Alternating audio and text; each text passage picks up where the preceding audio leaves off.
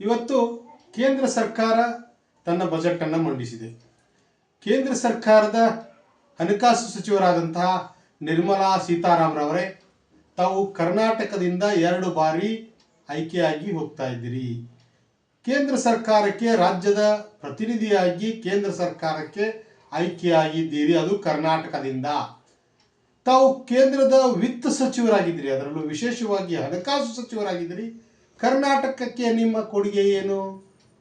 ಈ ಬಾರಿಯೂ ಸಹ ನಿಮ್ಮ ಕರ್ನಾಟಕಕ್ಕೆ ನಿಮ್ಮ ಕೊಡುಗೆ ಏನು? ಇದನ್ನ ಕರ್ನಾಟಕದ ಜನತೆ ಕೇಳ್ತಾ ಇದ್ದಾರೆ. ಹಾಗಾಗಿ ತಾವು ಬಜೆಟ್ ಮಂಡನೆ ಮಾಡಿದಿರಿ. ಕನಿಷ್ಠ 53.97 ಲಕ್ಷ ಕೋಟಿಗಳಷ್ಟು ಬಜೆಟ್ ಅನ್ನು ಮಂಡನೆ ಮಾಡಿದಿರಿ. ಈ ಬಜೆಟ್ ಅಲ್ಲಿ ಕರ್ನಾಟಕಕ್ಕೆ ಎಷ್ಟು ಪಾಲನ್ನು ನೀಡಿದಿರಿ? 5%, 6%, 8% ಕಾಣದಾಗಿದೆ.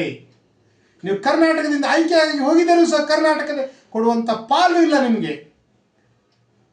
ಮನೆ ವಿತ್ತ ಸಚಿವರೇ, ಅದರ ಜೊತೆಗೆ ನೀವು ಕೇಂದ್ರದ ಸರ್ಕಾರದ 1% ಇರುವಂತಹ ರಿಲಯನ್ಸ್, ಬಜಾಜ್, ಟಾಟಾ ಇಂಥ ಕಂಪನಿಗಳು ಹೆಚ್ಚು ಉತ್ತೇಜನ ಕೊಟ್ಟಿದ್ದೀರಿ. ನಾನು ನಿಮ್ಮನ್ನು ನೇರವಾಗಿ ಪ್ರಶ್ನೆ ಮಾಡೋದಿಷ್ಟೇ, MSMEಗಳಿಗೆ ಏನು ಕೊಟ್ಟಿದ್ದೀರಿ? MSMEಗಳಿಗೆ ಕೊಟ್ಟಂತ ಪಾಲು 0.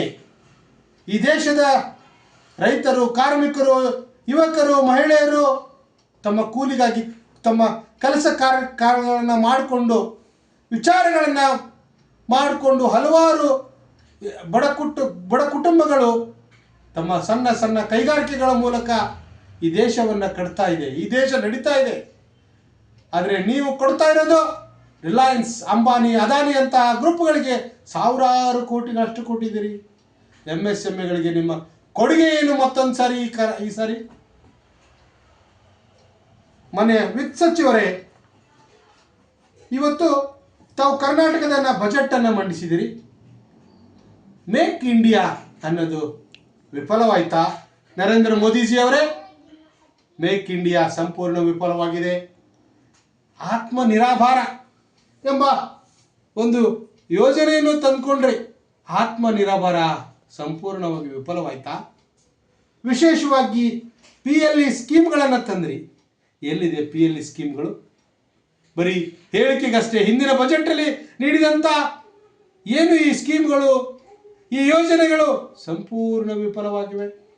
ಈಗ ಹೆಚ್ಚುವರಿಯಾಗಿ ಮತ್ತೆ ಬಜೆಟ್ ಅನ್ನ ಮಂಡಿಸಲಿಕ್ಕೆ ಹೋಗಿದ್ದೀರಿ.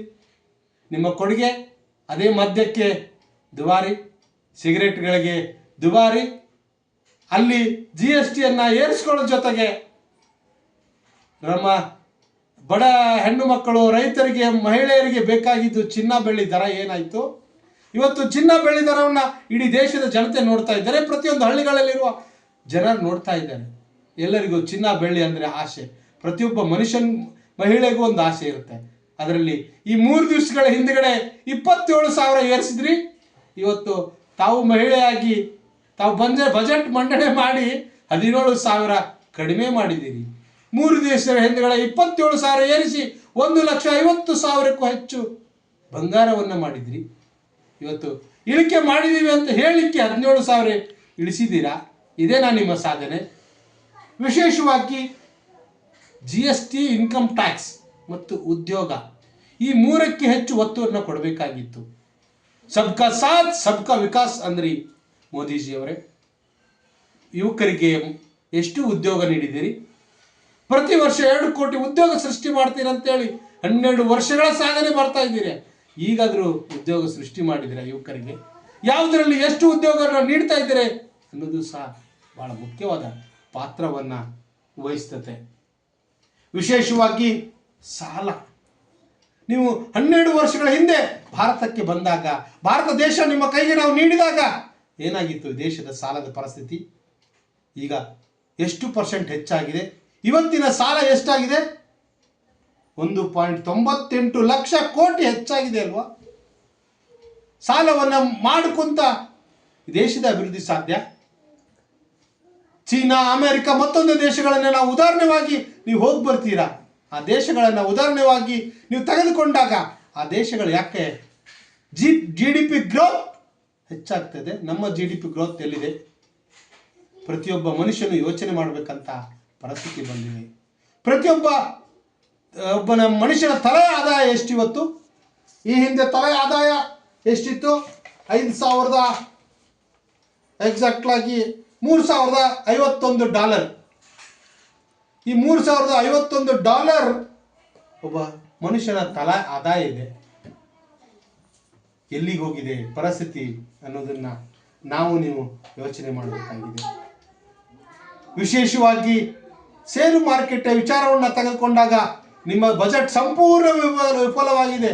ಷೇರು ಮಾರುಕಟ್ಟೆಯಲ್ಲಿ ಬರೀ ಅರ್ಧ ತಾಸು ಬಜೆಟ್ ಮಂಡನೆ ಮಾಡುವ ಟೈಮಲ್ಲಿ ಸಹ 80 ಲಕ್ಷ ಕೋಟಿಯಷ್ಟು ಇವತ್ತು ನಷ್ಟವಾಗಿದೆ.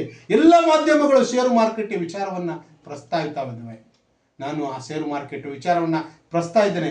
ಅದರಲ್ಲಿ ಬಾಂಬೆ ಅಂತ ಷೇರು ಮಾರುಕಟ್ಟೆ ವಿಚಾರ ನೋಡಿದಾಗ ಷೇರು ಮಾರುಕಟ್ಟೆ ಸಂಪೂರ್ಣವಾಗಿ ಪತನವಾಗಿದೆ.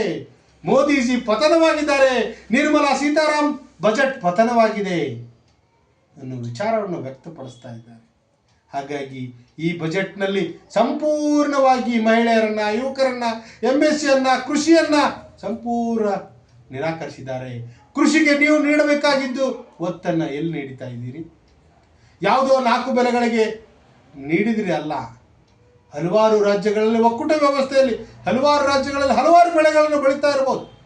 ಆದರೆ ಕರ್ನಾಟಕದಿಂದಲೂ ಸಹ 4 ಜನ ಮಂತ್ರಿಗಳು ವಿಶೇಷ ಸ್ಥಾನವನ್ನು ವಹಿಸಿಕೊಂಡಿದ್ದೀರಿ. ಕುಮಾರಸ್ವಾಮಿ ಅವರೇ, ವಿ ಸೋಮಣ್ಣನವರೇ, ಜೋಶಿರವರೇ, ನಿಮ್ಮ ಕೊಡುಗೆ ಏನು ಕರ್ನಾಟಕಕ್ಕೆ?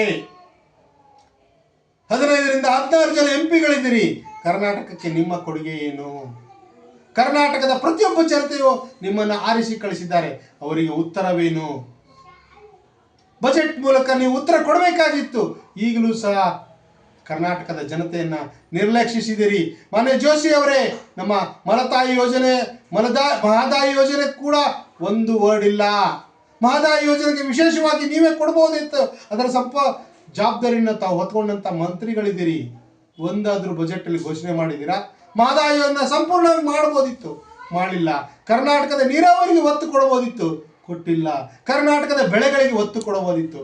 ಕರ್ನಾಟಕದ ಬೀದರಿಂದ ಚಾಮರಾಜನಗರವರೆಗೂ ಹಲವಾರು ಬೆಳೆಗಳು, ಬೀದರಲ್ಲಿ ತೊಗರಿ ಸಮಸ್ಯೆಗಳಾದರೆ ಚಾಮರಾಜನಗರದಲ್ಲಿ ತೆಂಗಿನ ಸಮಸ್ಯೆ ಆಗಿರುತ್ತೆ. ಇಂಥ ವಿಚಾರಗಳನ್ನು ಯಾವುದಾದ್ರೂ ಕರ್ನಾಟಕಕ್ಕೆ ಕೃಷಿಗೆ ಸಂಬಂಧಿಸಿದಂಥ ಆದ್ಯತೆಯನ್ನು ನೀಡಿದ್ದೀರಾ? ಮಾರುಕಟ್ಟೆಯಲ್ಲಿ ಸಂಪೂರ್ಣವಾಗಿ ವಿಫಲವಾಗಿದೆ. ಈ ಬಜೆಟ್ ಹೆಸರು ತೋರಿಕೆಗೆ ಆಗಿದೆ ಹೊರತು ಯಾವುದೇ ಜನಸಾಮಾನ್ಯರ ಬಜೆಟ್ ಅಲ್ಲ. ಜನಸಾಮಾನ್ಯರ ಮೇಲೆ ಹೊರೆ ಹಾಕುವಂಥ ಬಜೆಟ್ ಆಗಿದೆ. ಯಾವುದೇ 1%, 2% ಇರುವಂಥ ಅಂಬಾನಿ, ಅದಾನಿ ಅವರ ಬಜೆಟ್ ಆಗಿದೆ. ಹೀಗಾಗಿ ಕೇಂದ್ರ ಸರ್ಕಾರದ ಬಜೆಟ್ ಇವತ್ತು ಸಂಪೂರ್ಣ ವಿಫಲವಾಗಿದೆ ಅಂತೇಳಿ ನಾನು ನನ್ನ ವಿಚಾರವನ್ನು ವ್ಯಕ್ತಪಡಿಸ್ತೇನೆ. Thank you.